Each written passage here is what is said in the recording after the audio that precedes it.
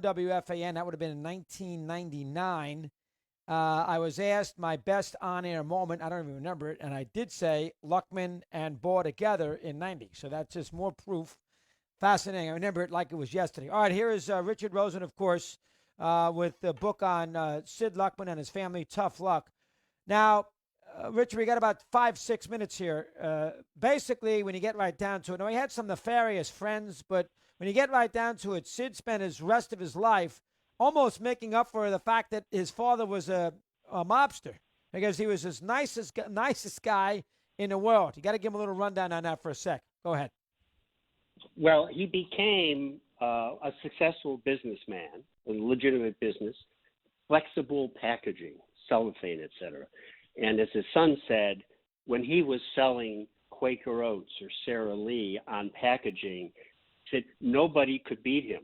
You couldn't get an account away from him, and if he wanted your account, you couldn't keep it. So he was a very, very tough customer, but famously generous. And you have to ask yourself, if his father hadn't been who he was, would he have been this way? Because clearly, since he never talked about it, about his father, he must have felt that had he broken the law, forget breaking the law, had he been less than a paradigm of a mensch, that when it came out, if it did during his lifetime, that his father had been a murderer, then they would say, oh, well, of course, Sid broke the law or whatever, because look where he came from.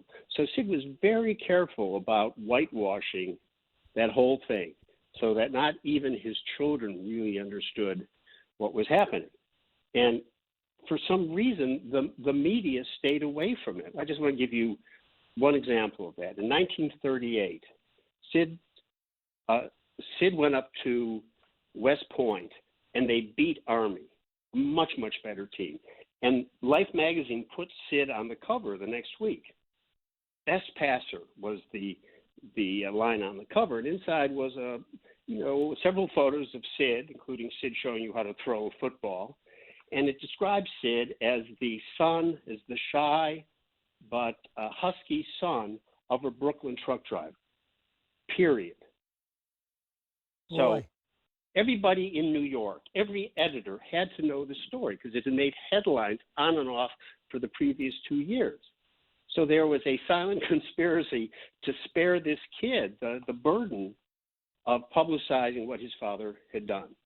So to get back to Sid's post-playing life, he did a little coaching, but that wasn't really a big priority. He became incredibly generous. He was known, in fact, Paul Zimmerman, late Paul Zimmerman at Sports Illustrated, went down to interview him, and he wrote about how gracious Sid was. And Sid kept forcing presents on him. He said, nobody leaves my apartment without a present. He had a closet in Chicago in his apartment full of gifts, like hundreds of polo shirts, perfume bottles, golf clubs.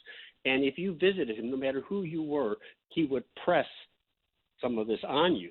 He once forced Jay Pritzker, who was the father of the current governor of, and a very wealthy man. Pritzker was over visiting Luckman, and when he left, Luckman forced him to take a couple pairs of shoes.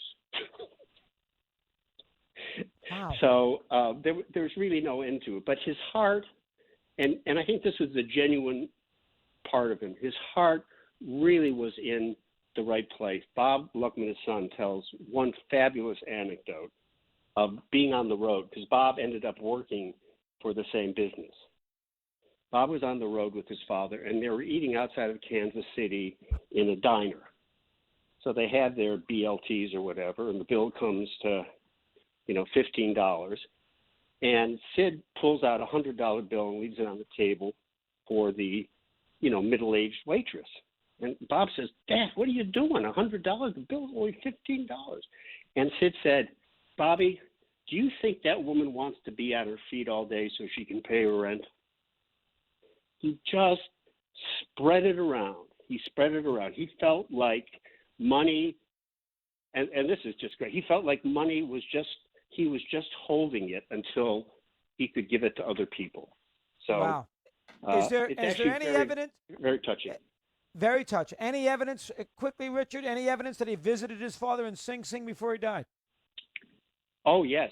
Well, we didn't go into that, but he tried very hard to get his father out. In the early 40s, he borrowed $25,000 because somebody in Chicago was going to fix him up with somebody in the Roosevelt administration who had some pull with the pardoning board in New York. Thought they could get his father out. It didn't work. And after I wrote the book, because I am working on a documentary with a producer in LA based on the book, and we've turned up yet more documents. We found a bunch of telegrams Sid wrote to the governor of New York and a couple other officials, begging them to release Meyer, saying, I love my dad. He's not going to live long. Please let him die at home in Brooklyn with his family. That was in the fall of 43, and it never worked, and he died just a month or two later. No, he was very devoted to his father, although, you got to wonder how conflicted those feelings were. What a job, Richard. Super book. Loved every minute of it. I learned Thank a you. lot. That's the most important thing. Knock him dead with that documentary. I'm glad we found Yep. you. Thanks very much today. Appreciate your thoughts. Very good. Chris, I can't thank you enough. You got it. R.D. Rosen, Atlantic Monthly Press. Tough luck on Sid Luckman. It's a fascinating story. And again, the decade of the 40s with the Bears and the great Sid. One sad note today: Mike Bell, bench coach of the Twins. You've heard the story. Has passed away. I think it was kidney cancer, if I'm not mistaken. 46 years of age. Just happened a couple minutes ago. I'm sure you've read about that story in the last month or two. Poor Mike Bell passed away just a short time ago. So I wanted to make sure I got that out here before the top of the hour. All right, there you have it.